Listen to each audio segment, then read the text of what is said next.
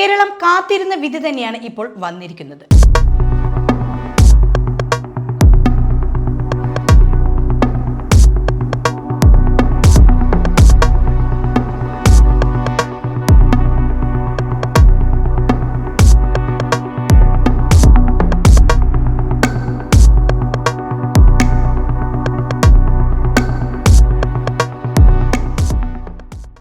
ഷാരോൺ വധക്കേസിൽ ഗ്രീഷ്മയ്ക്ക് വധശിക്ഷ വിധിച്ചിരിക്കുകയാണ്. കുറച്ചു ദിവസങ്ങളായി ഗ്രീഷ്മയ്ക്ക് എന്ത് ശിക്ഷ ലഭിക്കുമെന്നായിരുന്നു കേരളക്കര ഉറ്റുനോക്കിയിരുന്നത്. വധശിക്ഷയോ അതോ ജീവപര്യന്തമോ എന്ന സംശയമായിരുന്നു എല്ലാവരിലും.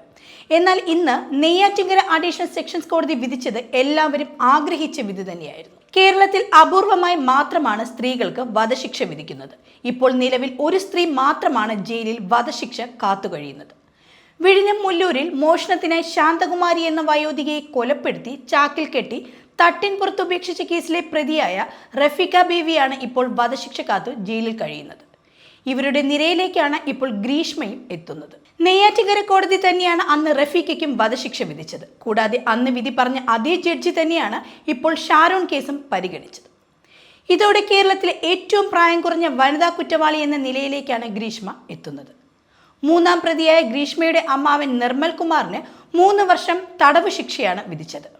ഈ കേസ് അപൂർവതകളിൽ അപൂർവമാണെന്ന് കോടതി ചൂണ്ടിക്കാട്ടിയിരുന്നു. ഗ്രീഷ്മയ്ക്കെതിരെ 48 സാഹചര്യ തെളിവുകൾ ഉണ്ടെന്നും പ്രായം കുറവ് എന്ന കാര്യം പരിഗണിക്കാൻ ആവില്ലെന്നും കോടതി അറിയിച്ചു.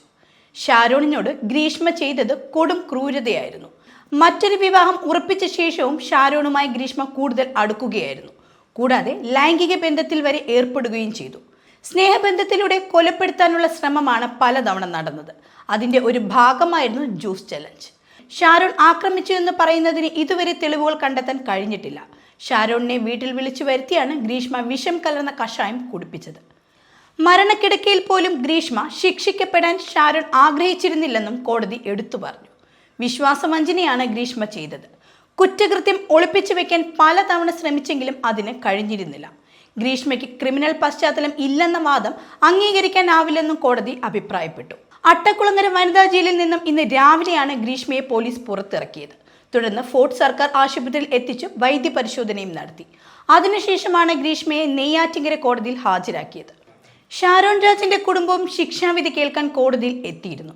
ഷാരോണിന്റെ മാതാപിതാക്കളെ അടുത്തേക്ക് വിളിച്ച ശേഷമായിരുന്നു കോടതി വിധി പ്രസ്താവം ആരംഭിച്ചത്. വിധി കേട്ട് കോടതിയിൽ ഗ്രീഷ്മ പൊട്ടിക്കരയുകയാണ് ചെയ്തത്. ഗ്രീഷ്മയ്ക്ക് വധശിക്ഷ തന്നെ നൽകണമെന്ന് പ്രോസിക്യൂഷൻ ആവശ്യപ്പെട്ടിരുന്നു.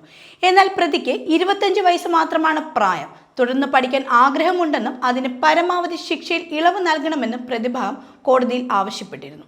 കൊലപാതകം, വിഷം നൽകി തട്ടിക്കൊണ്ടുപോകൽ, പോലീസിനെ തെറ്റിദ്ധരിപ്പിക്കൽ എന്നീ കുറ്റങ്ങളാണ് ഗ്രീഷ്മയ്ക്കെതിരെ തെളിഞ്ഞത്. രണ്ടാം പ്രതിയായ ഗ്രീഷ്മയുടെ അമ്മയെ തെളിവുകളുടെ അഭാവത്തിൽ കോടതി വെറുതെ വിട്ടിരുന്നു. 2022 ഒക്ടോബർ 14 ഷാരോണിനെ വീട്ടിലേക്ക് വിളിച്ചു വരുത്തി ഗ്രീഷ്മ വിഷം കലർത്തിയ കഷായം കുടിപ്പിക്കുന്നത്.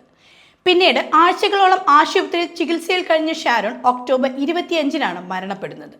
ഈ കേസ് സമർത്ഥമായി അന്വേഷിച്ചതിനും ശാസ്ത്രീയ തെളിവുകൾ നന്നായി ഉപയോഗിച്ചതിനും പോലീസിനെ കോടതി അഭിനന്ദിച്ചു.